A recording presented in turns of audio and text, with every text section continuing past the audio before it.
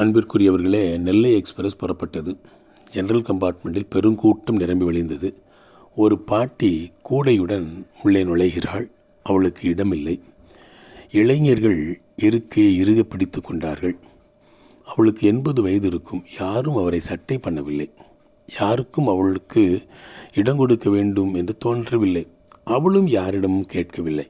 தன் காலில் நிற்கும் தன்மான பாட்டி உழைத்து உழைத்து உடல் மெருகை ஜொலித்தது. ஒரு ஓரமாக பாட்டி அமர்ந்து கொண்டாள்.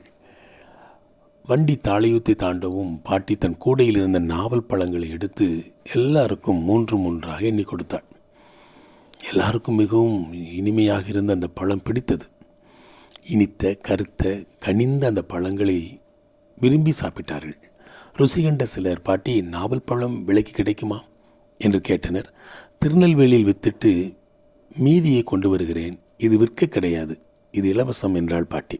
வயதானாலும் அவள் கண்கள் பிரகாசித்தது.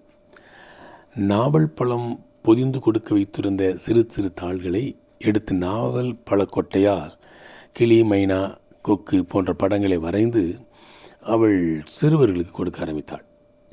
கூடையில் ஒட்டியிருக்கும் நாவல் பழ பிழிவுகளை தொட்டு தொட்டு வண்ணம் தீட்டினாள். இப்பொழுது அந்த படங்கள் மிகவும் அழகாக எல்லாரும் பார்க்கும்படியாக இருந்தது. அங்கே ஒரு நர்சம்மாள் இருந்தாள். அவள் கையிலே கொஞ்சம் பஞ்சு இருந்தது. அந்த பஞ்சை எடுத்து ஒட்டி பொம்மை செய்து அதிலே இந்த பழச்சாறை எடுத்து இந்த பிழிவுகளை எடுத்து வண்ணம் திட்ட ஆரம்பித்தாள். பாட்டியின் படைப்பாற்றல் பிரமிப்பாக இருந்தது. சிறு குழந்தைகள் பாட்டியின் தோள் மீது ஏறி விளையாடினார்கள். பாட்டிக்கு கால் நீட்ட கொஞ்சம் இடம் கிடைத்தது. நேரம் போனதே தெரியவில்லை. ரயில் மதுரை வந்தது. பாட்டி இறங்கி போக வேண்டும். ரயில் பெட்டியில் உள்ள அனைவரும் பிரியாவிடை கொடுத்தார்கள்.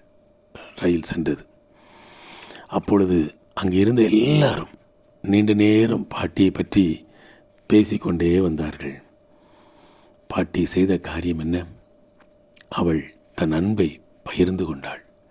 1 கொரிந்தியர் 13ஆம் அதிகாரம் 13ஆம் வசனம் சொல்லுகிறது, அன்பே பெரியது என்பதாக. அன்பிற்குரியவர்களே, பாட்டி படித்தவள் இல்லை. பாட்டி நாகரிகம் தெரிந்தவளும் இல்லை. ஆனால் அவளிடம் அன்பு கொட்டி கிடந்தது. அதை அள்ளி கொடுத்து சென்றாள்.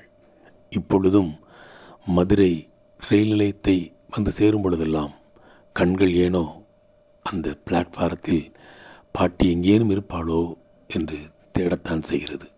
வாழ்த்துக்களுடன், ஜார்ஜ்.